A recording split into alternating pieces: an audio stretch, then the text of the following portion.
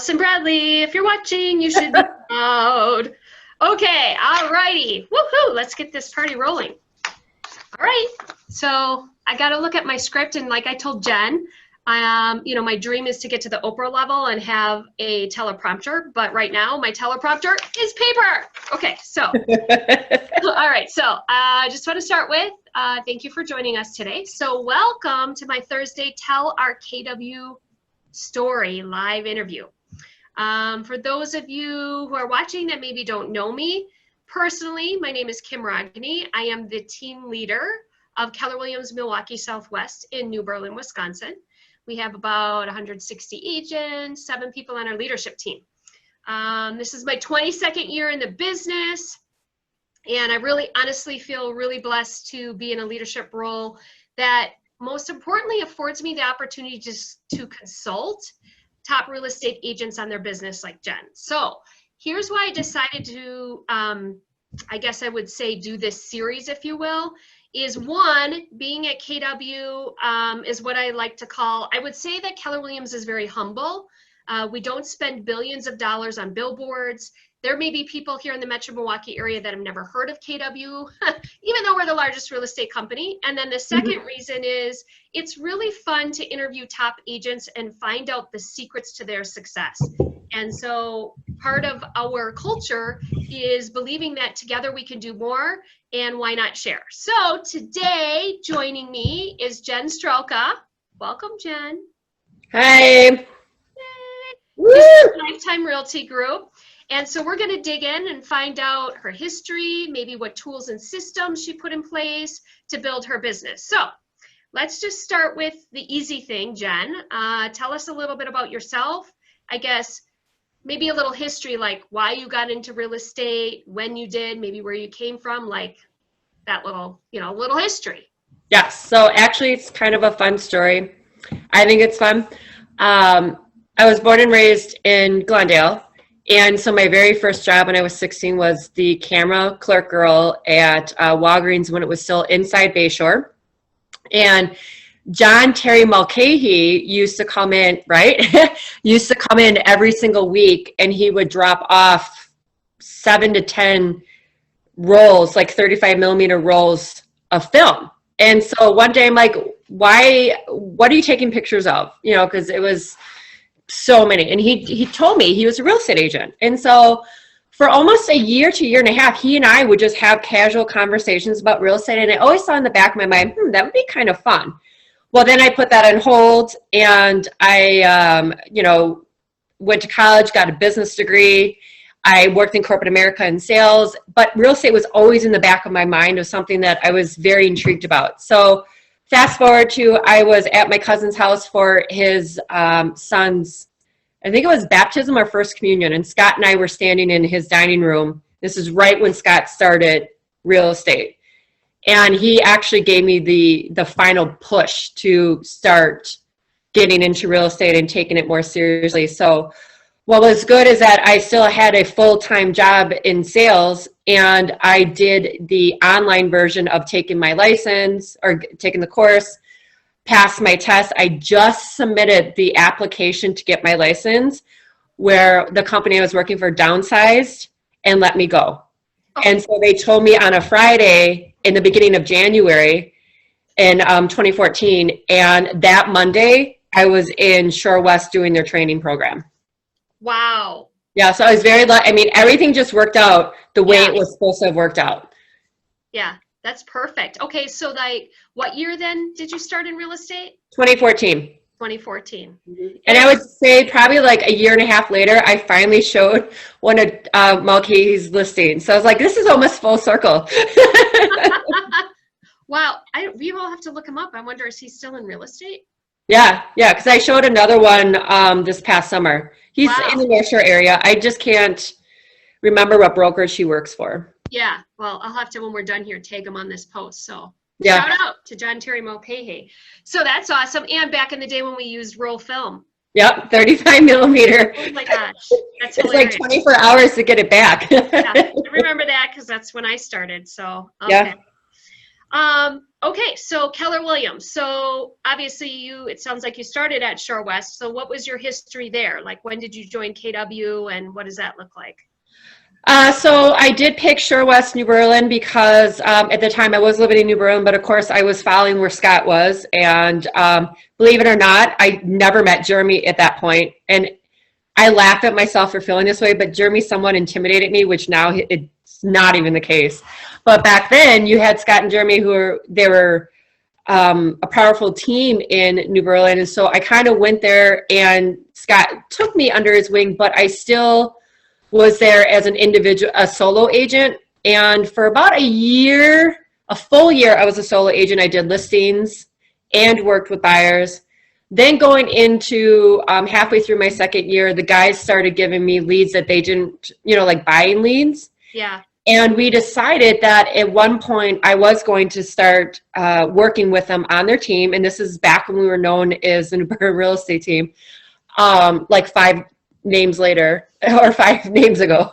And so when we approached Shore West to put me on the team, there was a little bit of negative feedback regarding that. And then at the same time, Danielle Kenny reached out to me because she left Shore West and started working with Keller Williams out of North Shore. She reached out to me about Keller Williams. And then I in turn reached out to Scott and Jeremy, and not even knowing, but at that time, they too were thinking about Keller Williams.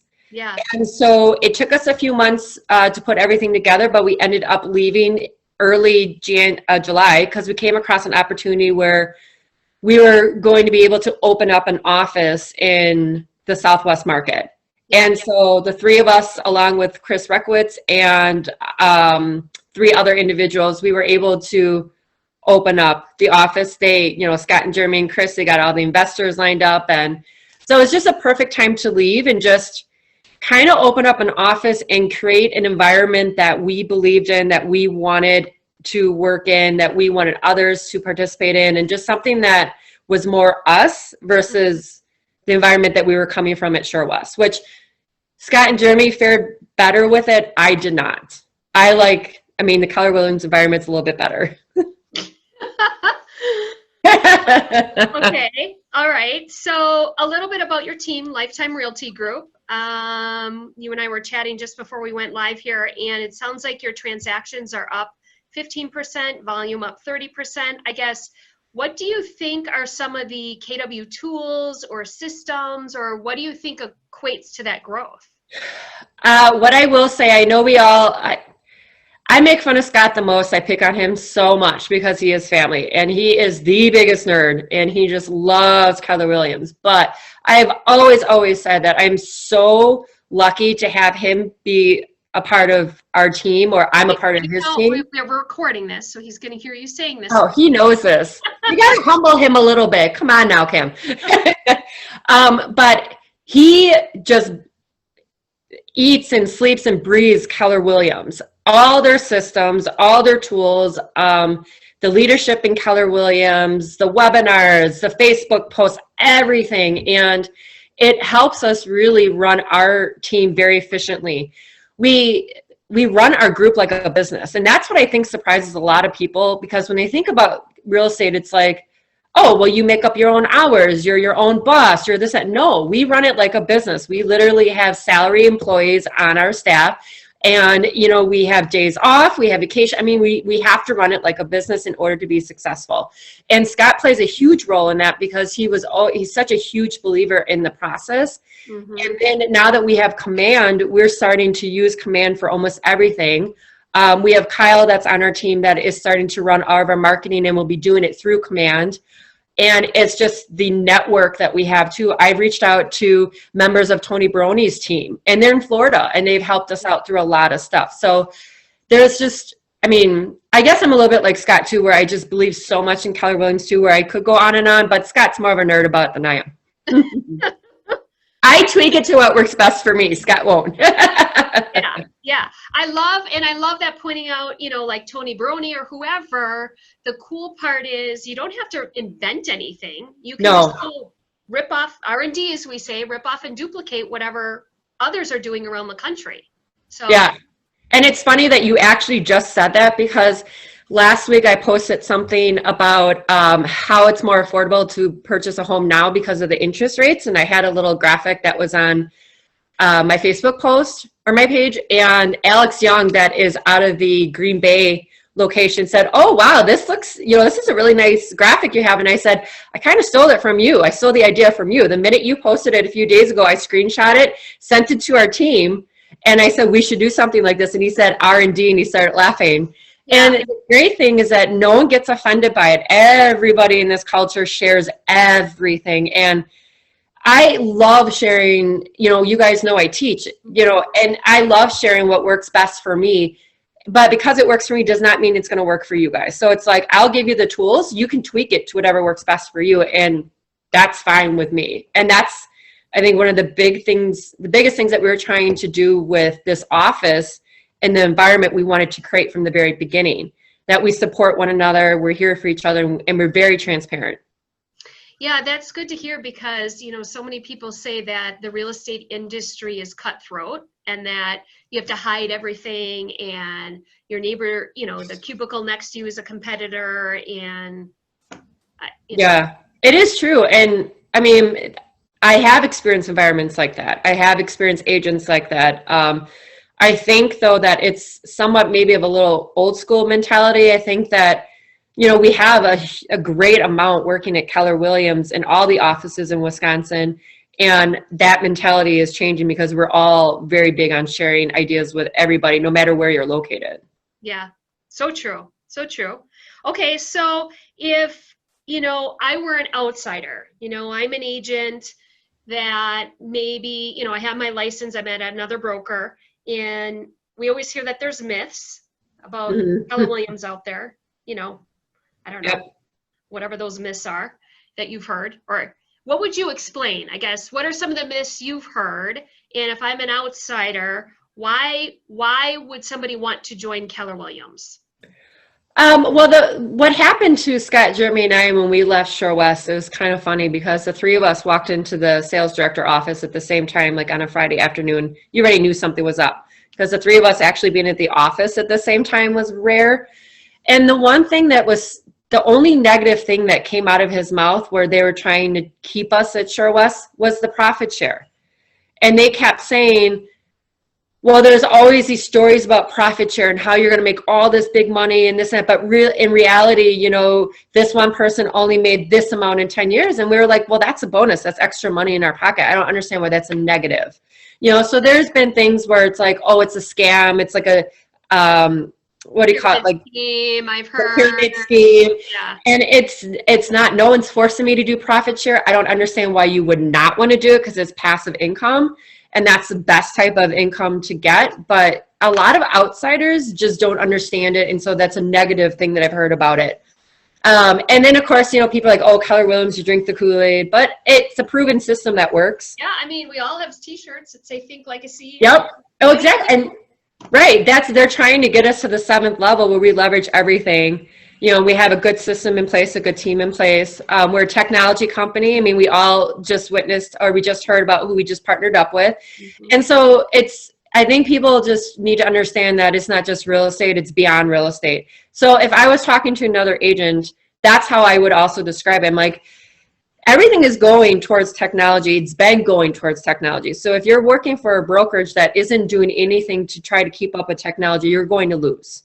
And so that's a huge investment that Keller Williams has made is into the technology. And we can prove how we've, what's come out of that. Mm-hmm. Another big thing is just the atmosphere is great. Again, to me, that was very important because I didn't have the best experience when I first started. And it was like a 180 when I moved from one brokerage to Keller Williams. I think we're very big on making sure that at least our office, that we do maintain a certain standard in a certain type of environment, and that if we feel that something is not going in the right direction, we will address it because we don't want that toxic workplace. Yeah. And I think that's a lot with all Keller Williams. And we do have to talk about money. I mean, reality is we're in real estate, we're in sales. One of our biggest drivers, is money. And so the splits that we have and the opportunities that we can offer are great. I'm a firm believer that, you know, you put in the effort, you put in the work, you get rewarded that way. It's not a participation trophy. You get rewarded for what you do. And so if you work hard enough, then you do get that 100% commission for part of the year or most of the year. You know, I mean, you have an opportunity and it's up to you to get to that point or not. You know, so I think that's also a big driver to come to Keller Williams, because you have control over that. Yeah. I think some things that people don't, that struggle with, that some people struggle with, is that they don't have a staff working for them, that you truly are independent here. Mm-hmm. I view that as a positive, because I'm not a huge fan of being told what to do or following certain standards. Scott will tell you that. That's why corporate America and I never really meshed 100%. And so I like the fact that we have the flexibility at Keller Williams to kind of do what we want and then make sure we have the logo in place or whatever, you know, the guidelines are. Whereas some other brokerages, you may not have that. Yeah. So what would you say if somebody was newly licensed? So what do you think creates success, or what would be the greatest advice you'd have for somebody if they're listening right now and they're like, gosh, I've always wanted to sell homes? Well, I tell them, first, turn off HGTV. House Hunters is not how it is. That's the worst. It's entertainment. It's not real. Please, exactly. Just view it as entertainment. It's not an education. I have talked to a lot of people who want to get into real estate. We literally talk and post the positive about real estate. So we do make it very alluring. So I have been very brutally honest about people with real estate. It is a lot of work. You have to find the leads yourself. It's extremely rewarding, though. I would never, ever give this up. Mm-hmm. If you are a newly licensed person, I, of course, will recommend Keller Williams. The training that we have is very stellar. We literally give you the tools, and we teach you how to go out there and get those leads and how to work with the leads. And once you have a client and you close, how to remain in contact with them, because you're looking for that repeat business. You're looking for those referrals. We teach all that. You just have to be the one to actually do the work. We teach you what to do, but you have to put in the time and effort. And that's where people, I think, don't understand. And you are 100% commission. You're not going to get a salary for how many months or forever. You know, so I think that is a big thing that, you know, people need to understand. I also tell newly licensed agents, please hook up with someone who is a high producer or a top producer. Look into someone being a mentor for you. That's other than the coach that you're working with for the first few transactions. Start putting yourself out there. You know, if someone needs help with a showing, make sure you jump at it. If you show other top producers like promise, they may reach out to you exclusively. And then they may at one point say, hey, you know, you helped me out for 6 months or a year with my clients. You have, you know, covered my business while I was gone. You've always been available. I love your attitude. You're very coachable. Would you like to join my team? Yeah. Now, of course, you can be a solo agent or a team member. Obviously, I'm for being on a team because the amount of support you get is unbelievable. Right. It's impossible to... You know, it's the team you're on, and, you know, that's the cool part about this business, right? You can figure out your fit. And, you know, the majority of our agents here, that's another myth out there. Now that you say that, the majority of our agents aren't on teams. Yeah. So there's this myth out there that everybody at KW is running a team, and, you know, it sounds all glorious and beautiful, but you have an option. Yeah, right. No one is, it's not like you have to sign a contract saying in order to be with KW, you have to be on a team. That's the furthest thing from the truth. Like you said, you can figure out what the right fit is. And in order to be successful, you have to be on a team. Mm-hmm. No. So that's such a good point. Yeah. But I mean, I always tell people, you just have to be very realistic about the amount of work you have to put into it. And you get what you put into it. So no complaining. If you're not happy with the way things are, I don't want to hear it. Change it. It's up to you to make that change. That's where I'm more of a tough love type of person. I lack a little bit in the empathy department. I think anyone who knows me knows that.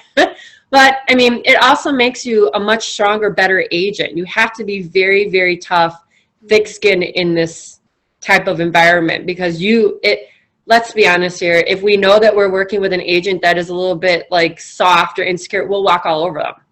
Because I'm trying to get the best for my buyer, so of course I'm going to go after them. And so I think that as a new agent, you really need to just build up that thick skin, that confidence, know your product, know your craft, and then align yourself with top producers, and then just learn, be a sponge, absorb everything going on around you. Yeah, it's so true. And not, taking everything so personally. I always like to give the example of, we can be a newer agent or even an experienced agent and just like fly off the handle because something came up in inspection, and it's like, wait a second here. Whew, take a deep breath.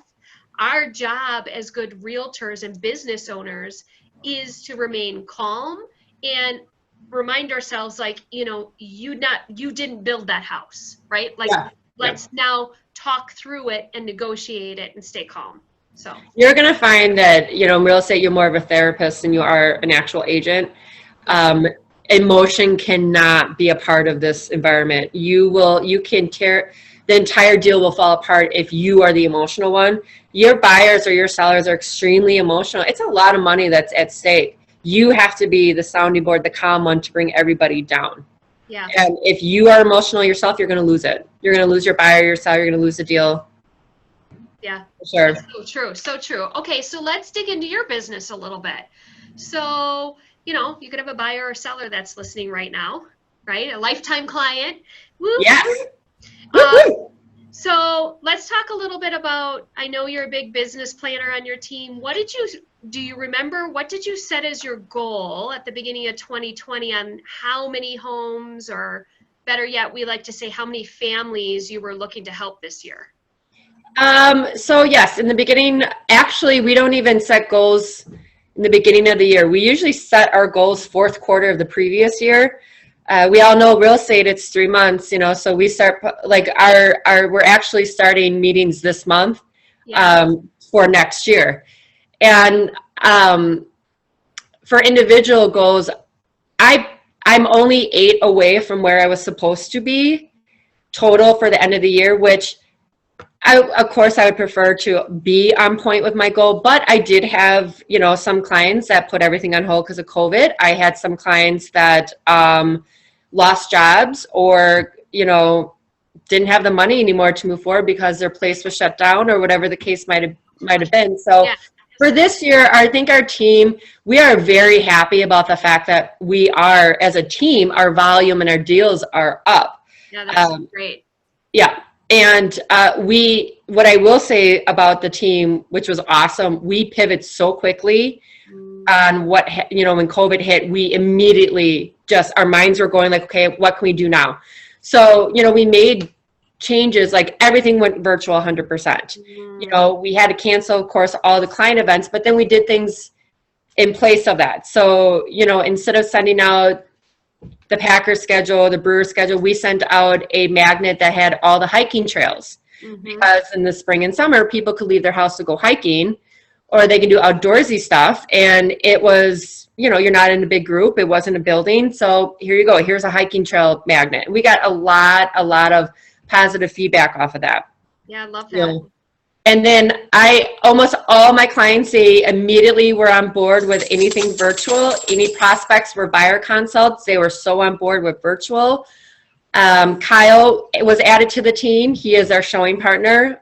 He's an awesome addition. He was doing virtual open houses. He was doing virtual showings. Our clients were on board with all of that. And then we also, we did our first virtual buyer seminar in August, and we had,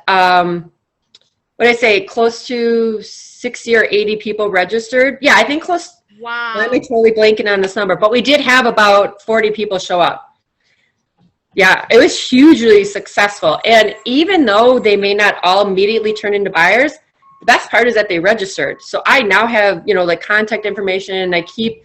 I do a monthly email of what's going on in the market. So all those names got put onto that email. So I keep that touch up with them every month.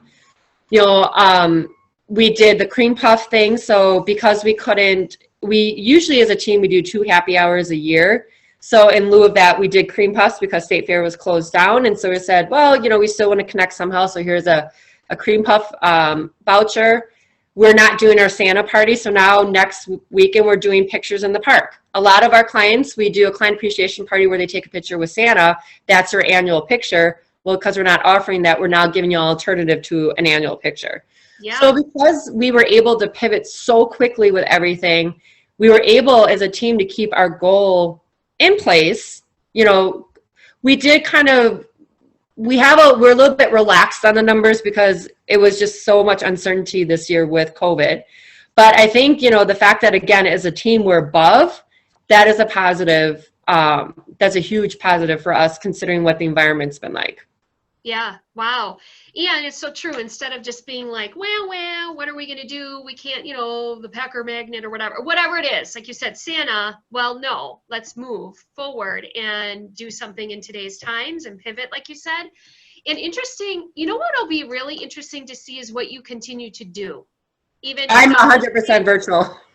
I mean, honestly, think about the time that you're saving for your buyers, right? Yeah. Mm-hmm. For buyer for having your buyer consults.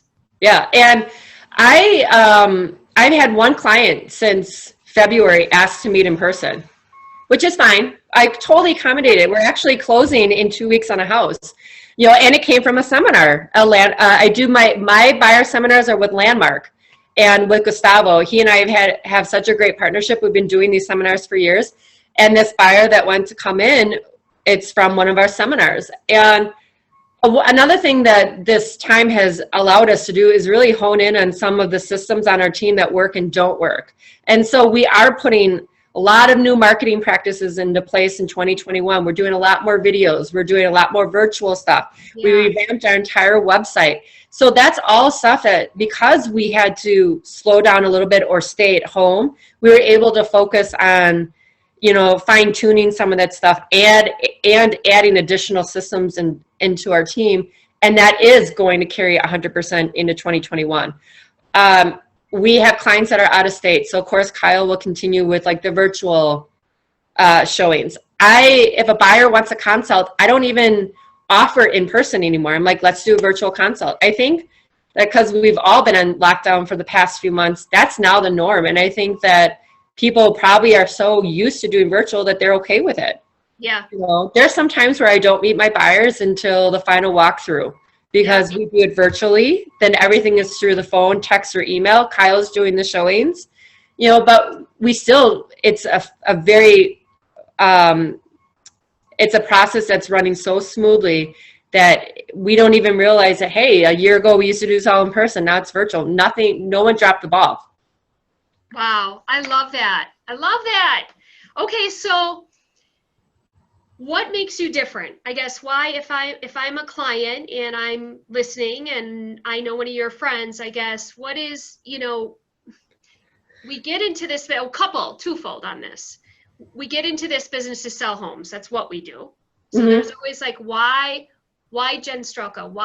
Why do you get up every morning? Why is this important to you? Because it's usually bigger and beyond. Like why? One, that's the first part of the question. And then the second part is, why would I want to work with you? Well, because I'm great. Sassy! Hashtag sassy! Sassy instructor. I would say so. Okay, so part one, what's my big why? That's essentially what you want to know. For me, my big why is freedom. I'm fiercely independent, and I very much hate to be smothered. Anyone who knows that knows I hate to be smothered. But I'm a hugger, though, Kim. I do hug. I know. So I want the freedom to Scott and I joke about this because I'm such a lover of bold. I seriously did build my life by design. I designed everything I have in my life, and I did it working with Keller Williams, working with, Scott and Jeremy. They both have been very huge influences in my career, in my life. I go to them for advice on a lot of stuff, And so my big why, with having freedom, I have the freedom to help my family out. I have a niece who's in college right now, so I have the freedom to help her out with school. I have the freedom to travel. Anyone who follows me on Facebook knows that I have a bestie who works for Delta, and we travel everywhere in the entire world. I have the freedom to do that. We have people on our team that I can leverage stuff to. So I do have the freedom to travel, to spend time with family, to work on my house. COVID has allowed me to put a lot of extra value into my house where it now appraised at a higher rate. And after 3 years, my PMI has now dropped off, you know? Yeah. And so it's like I have the freedom to do all of this. And going back to the independence, I don't rely on anybody but myself to get it done. And that to me is rewarding. So that's my big why with real estate. I love, to be in real estate, yes, there is a lot. It's in sales. So of course we do like money. I'm not going to lie. That's why people get into sales, is because we love money. But it is also very rewarding to make that phone call to say, hey, you got that accepted offer. So there's that other part, the emotional side of it too, when you are working with families and you are putting in their dream home, or you have a first-time buyer who's doing it on their own, and especially a female who's doing it on her own, because I did it on my own. And so I can very much relate to those buyers, you know, and ones that they're so overwhelmed with emotion, they start crying on the phone because they're so happy they're able to do this. They never thought it was a possibility. So that side of real estate too is very rewarding. So the second part, why you pick me, a lot of it is, I'm a very blunt and honest person. I'm not so quick to just put someone in a house just to put them in a house. I just had a situation last night where I told my buyers this house is way overpriced, and I'm actually thinking like almost $20,000 overpriced. You know, so I'm very honest about the reality of the home. I want them to make the best choices, and I want to educate them as much as possible, and so they make the correct decision or the right decision for them. I also, with the team we have in place, is just, it's so much support that it's unbelievable. So, you know, I have a showing partner who is available to show houses same day, which in this market is very, very, very important. We have 2 administrative assistants that will help us. You know, we have one that even works till 8 p.m. We have one that works on the weekends. We have a transaction coordinator that will help take clients from accepted offer to closing, and will go through every single step of the way. You know, we have an event coordinator that will help us plan events for our clients as a way to say thank you for giving us your support in your business and trusting us with referrals. You know, and so it's not just me that you're getting support, you're getting the support of an entire team. You know, and then we very much believe in creating those lifetime relationships with clients. That's why our name is Lifetime Realty Group. Yeah. You know, they say that you have to have a 36 touch. We probably have like a 70 touch because we reach out to our clients so many times. I'm friends with so many of my clients through social media, you know, and we celebrate everything they go through. You got a new puppy? Yay, congratulations. I write a note to the dog saying you picked the right family. You know, there's stuff that we really we enjoy this business. You can tell we love working with our clients. You can tell we love what we do, and we very much like to stay a part of the client's life and just see where their next chapter takes them after they close on that house. Yeah. So I think that is a huge bonus to a lot of clients. And, you know, when we're also looking at homes, we talk about resale value, and we're just very blunt and honest about stuff. We're not very fluffy. Well, and I have to think that the client appreciates that. It's very, very clear, and I can tell in your energy and your voice that you really love what you do and that you care for your clients at such a high level. Mm-hmm. Yeah, I do. I mean, you create these relationships and these bonds, and that's why I always talk to them when we talk about buyer agency. I'm like, we're in a relationship now because we need to have honesty, communication, trust. You need to know I have your best interests at heart, just like any type of relationship or friendship you have with anybody else. Mm-hmm. We take them seriously too. You know, I mean, we'd feel so guilty if we were to steer someone in a different direction that we don't even ourselves believe in. You know, we believe in everything that we're saying to our clients. Whether it's good or bad, they need to know the truth. Right. Ian, the other thing that I heard, like, you know, rewinding and thinking about you doing your consultations virtually, you're able to do that because you did consult with them virtually. You did explain the difference between agency, because clearly you're representing your buyer as a buyer's agent. And not every realtor does that.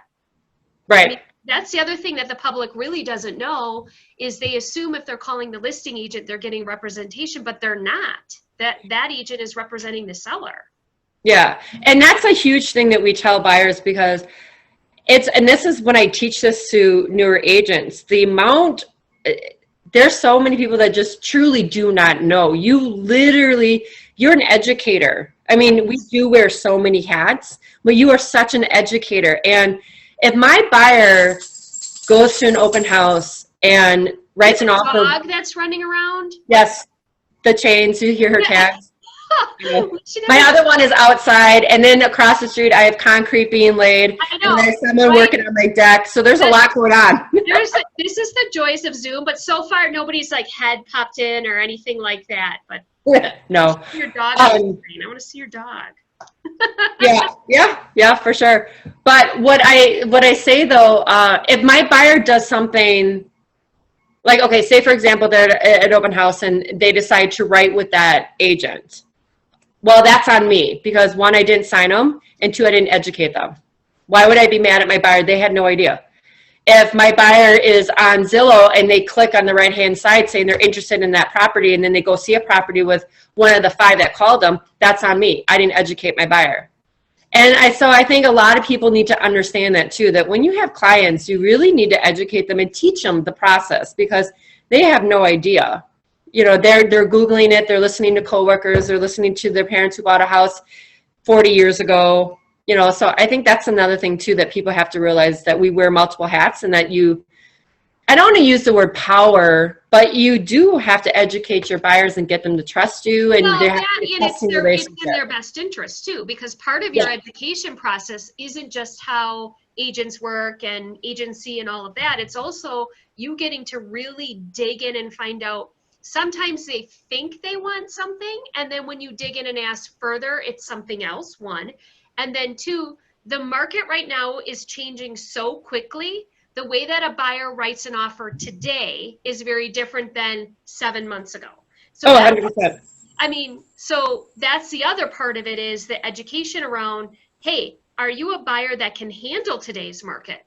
Like, it's you're like, I call it the Bachelorette, like, you may not, get the final rose right away. You may actually, have to kiss the frog 3 times before you get an accepted offer or whatever. Oh, yeah.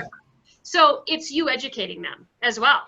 And you have to be able, that's why I truly believe in having the consult in the very beginning, because you need to have those conversations. You need to prep them for what they're about to embark on. And I know it's very uncomfortable for some people to have those tough conversations, but you need to, because what's going to happen if you don't, you're going to be spinning your wheels for months. Then the buyer's going to get frustrated with you, just like you're frustrated with them. And then all of a sudden they're going to say, well, we decided to put this on hold. And then a month later, they put an offer in and they're closing with someone else, or they renewed their lease. You don't want to, if you have the tough conversations and you really hone in on what they want and what their motivation is, and talk to them on a personal level, not just a business level, like get to know them personally and find out truly what they want, it makes the process so much easier. But you just need to have those tough conversations. And I always laugh because when we talk about the search criteria, I tell my buyers, I guarantee that this will not be the house you end up with. It changes. Because everyone, I mean, we are all like that. We all think we know what we want until we're actually looking at it, or we're in, we've seen a lot of houses or whatever, and it changes, which is okay. You're allowed to change your mind. Yeah, for sure. Okay. So only a couple more questions and then we'll move into a little fun here, which I forgot. I just got a little distracted there for a second. But I guess anything else you'd like to share with the audience today? Oh, I know what it was. I was going to ask you about the co-broke relationship, because it's really, really important that we partner with our co-broke, because it takes 2 of us to get to the closing table. What would be like, how do you communicate, or how do you continue to have a great relationship with the co-broke to help your buyer get to the closing table? Like, what does that look like for you? I will say reputation is everything in this industry. So there are some times where we see who listed the home, we're like, oh, okay. And we already know how to handle them. Or we're like, oh yes, I love working with this person.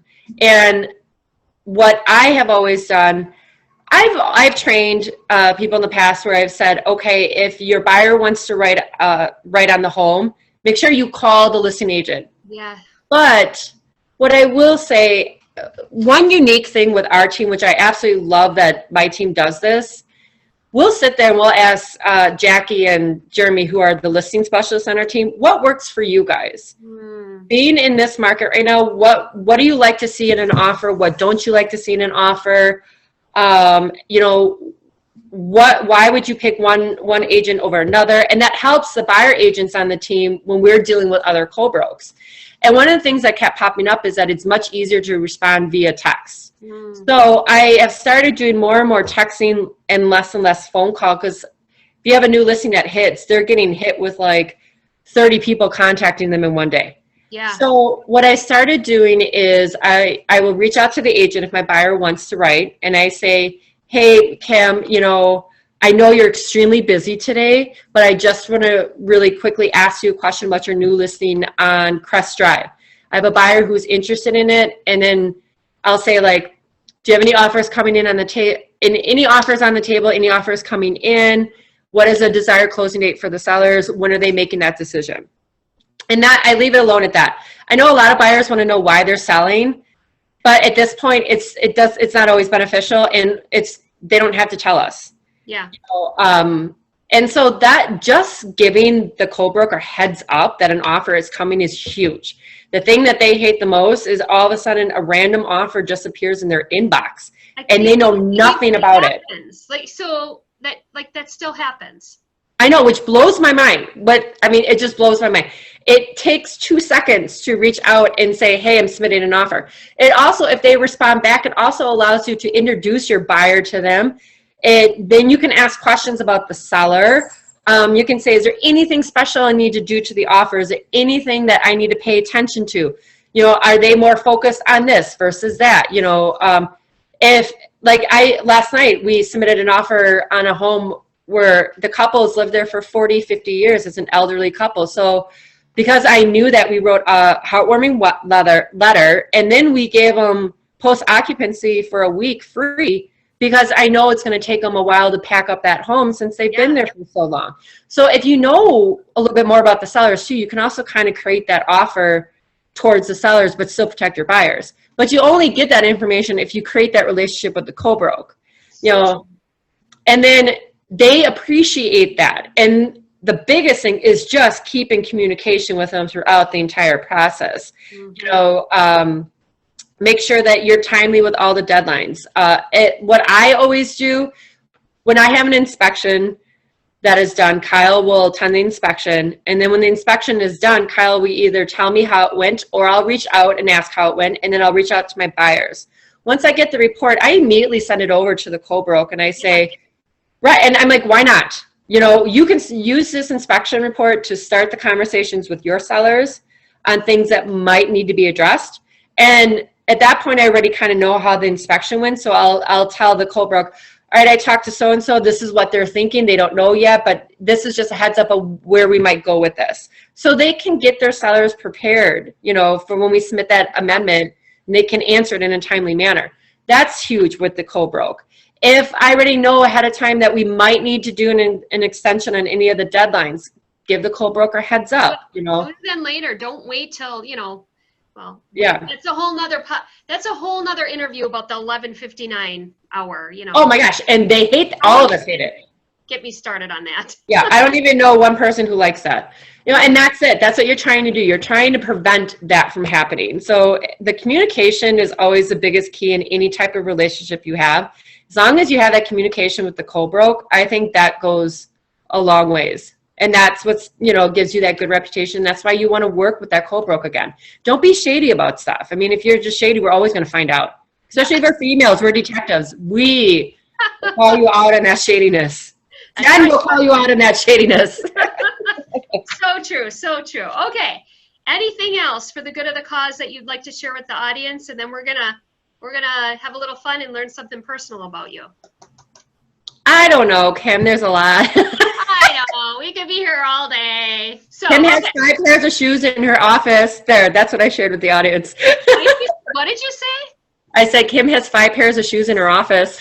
You just never know when you need to break out in some stilettos. So. I know, but I love your shoes. They're adorable. Too bad nobody gets to see my feet anymore with these Zooms. So anyway. That means less money spent on pedicures.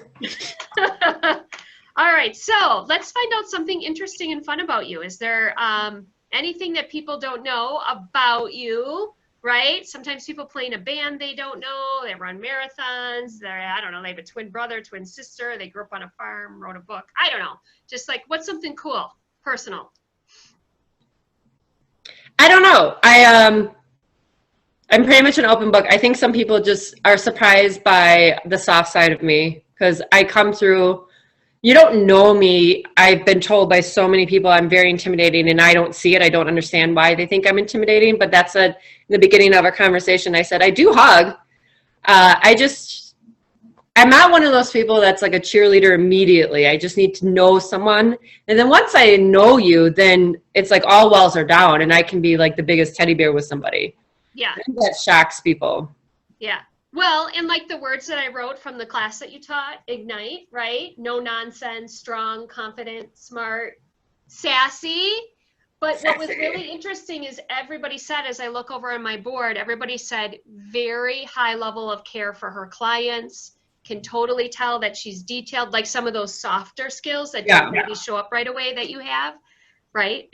So imagine I can actually do that with friends and family too. It's like, and I'm like the Grinch. I have a heart, you know, it may start off smaller, but then it gets bigger and bigger and bigger once I get to know you.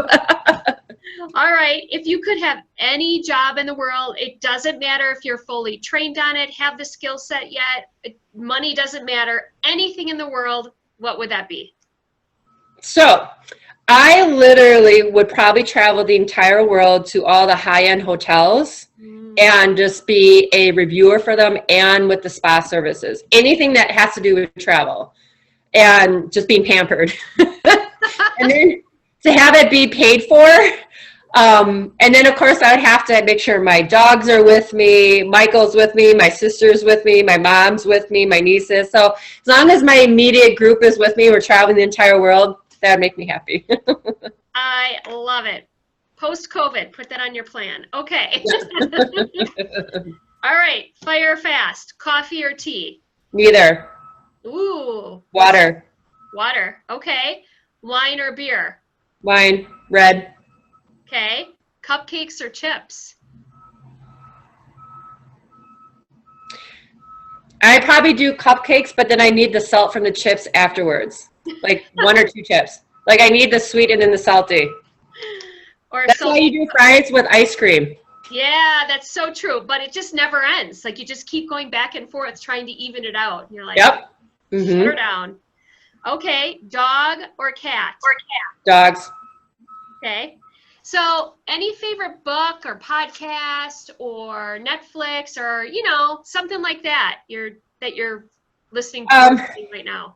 Well, podcasts, I do listen to the Gary Keller one when the seasons are, the CEO one. Think like a CEO. Yes, yes. And I love Business Wars because I'm always intrigued, like, so good. You never know the history behind some of these brands that we use, you know. So I do like that.